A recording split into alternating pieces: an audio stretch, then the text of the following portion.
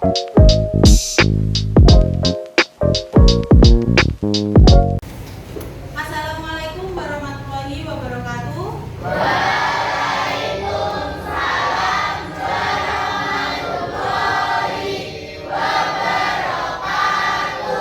Selamat pagi semuanya. Baik, sebelum kita memulai pembelajaran pada pagi hari ini, kita tolong untuk ketua kelas memimpin doa terlebih dahulu. Doa mulai.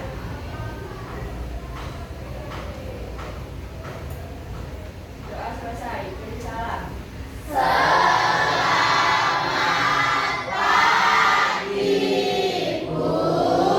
Selamat pagi semuanya. Gimana kabar hari ini?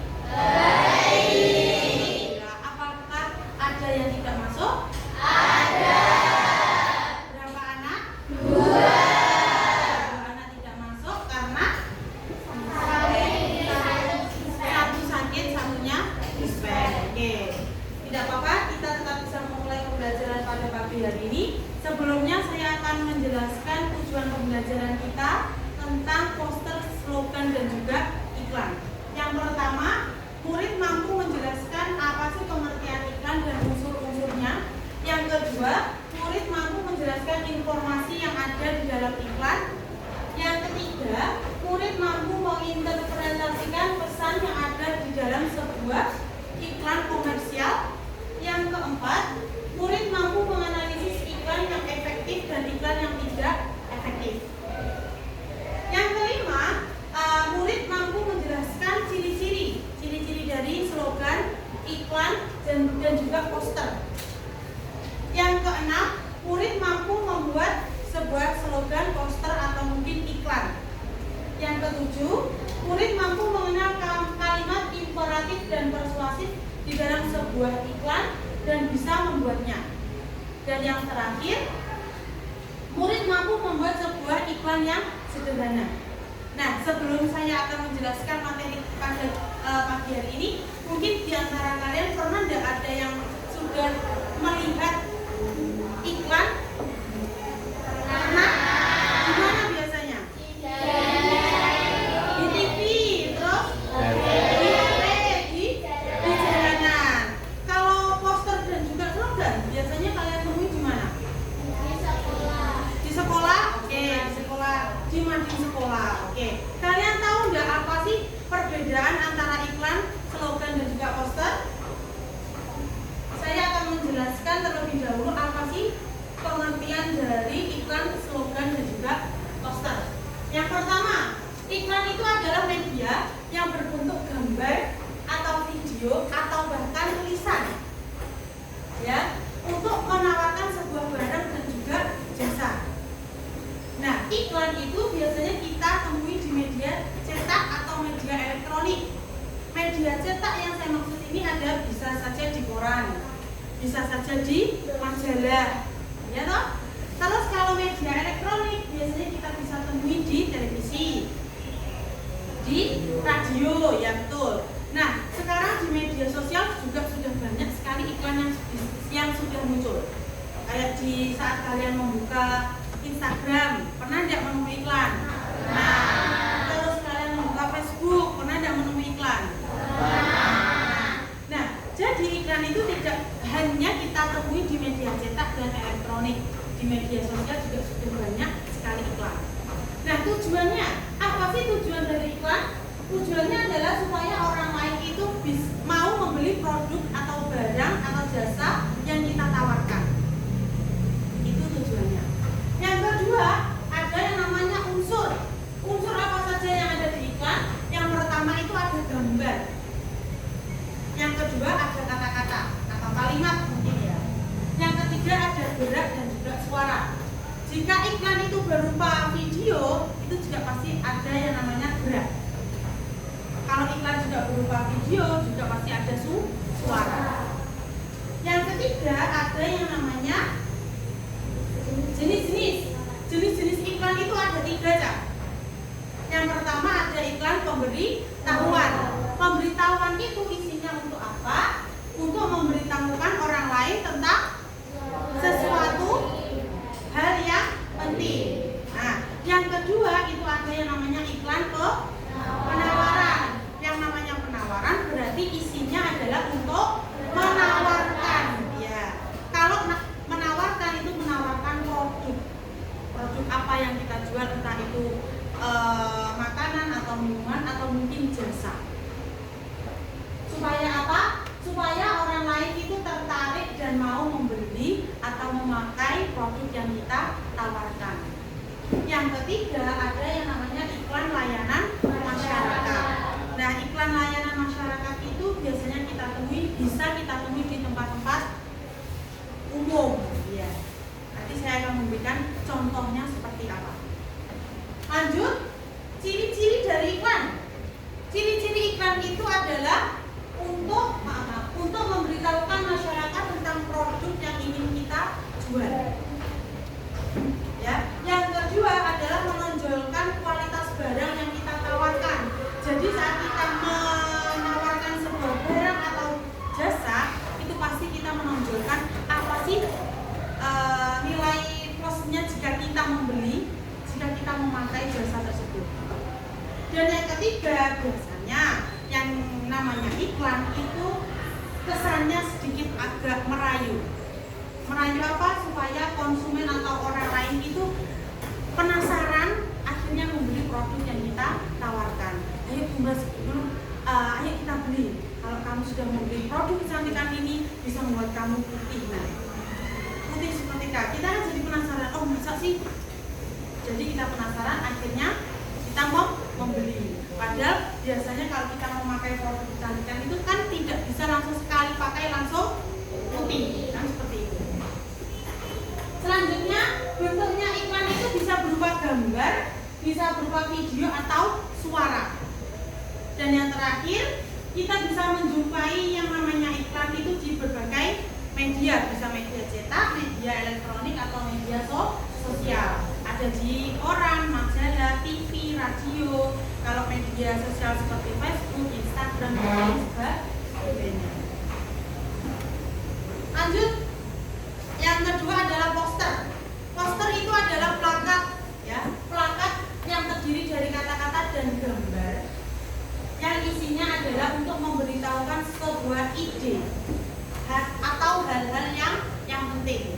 Kalau poster itu bisa kita temui di tepi-tepi jalan atau di pusat perbelanjaan.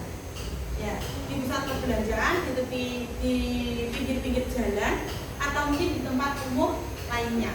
Tujuan dari poster apa sih? Tujuannya adalah sebagai ajakan atau larangan atau pemberitahuan tentang hal-hal yang penting. Selanjutnya ciri-ciri dari poster itu adalah untuk menyampaikan sebuah gagasan atau ide yang penting.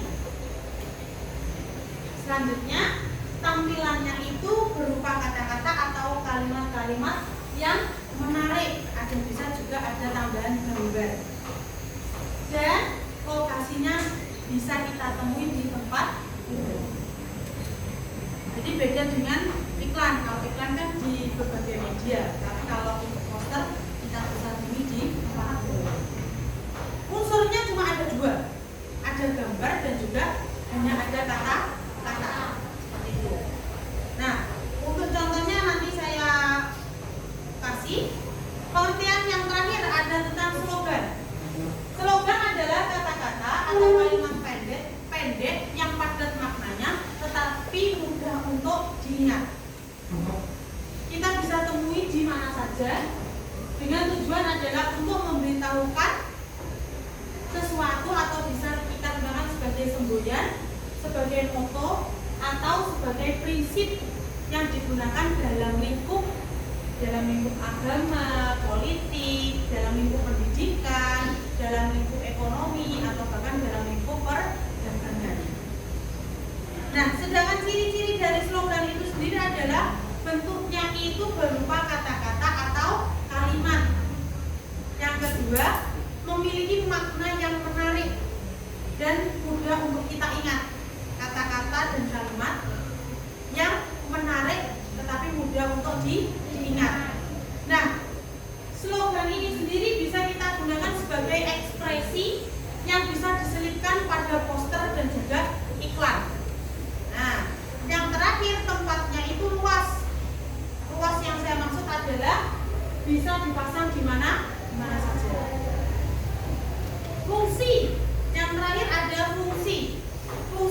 adalah untuk memacu semangat atau bisa memotivasi orang lain. Yang kedua, bisa untuk mempengaruhi orang lain untuk melakukan sesuatu hal atau tindakan, atau bahkan untuk melarang orang lain itu tidak melakukan tindakan tersebut. Yang terakhir adalah untuk mendidik masyarakat. Nah, setelah ini saya akan menayangkan salah satu contoh dari iklan, dari poster, dan juga dari slogan. Saya minta di antara anak-anak di sini, nanti jika ada pertanyaan dari saya, silakan angkat tangan dan silakan dijawab pertanyaan dari saya. Oke, baik. Saya akan melanjutkan memberikan salah satu contoh dari iklan, poster, dan juga slogan. Nanti jika ada pertanyaan dari Bu Puput, silakan kalian angkat tangan dan menjawabnya. Yang pertama, saya akan menampilkan iklan berupa video. Silakan disimak.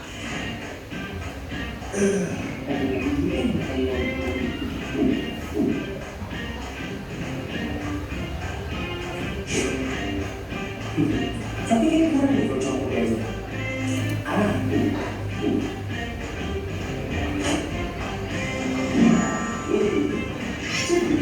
Jadi kesan masalah ini yang cocok untuk dilakukan pendamping. Cipis, keripiknya bikin asik. Oke, cipis keripiknya bikin asik. Nah, dari contoh video yang ada di depan yang sudah kalian lihat, itu salah satu iklan apa? Oke, iklan apa? Iklan produk. Oke, iklan produk. Tujuannya untuk apa? Untuk menawarkan dan mempromosikan suatu produk. Oke, untuk menawarkan dan mempromosikan sebuah produk. Betul sekali.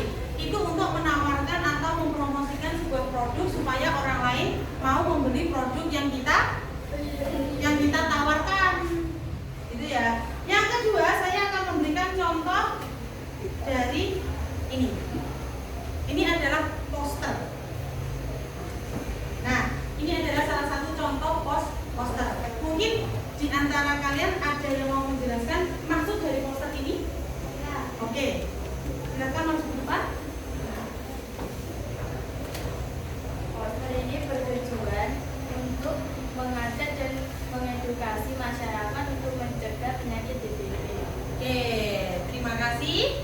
Beri tepuk tangan yang meriah.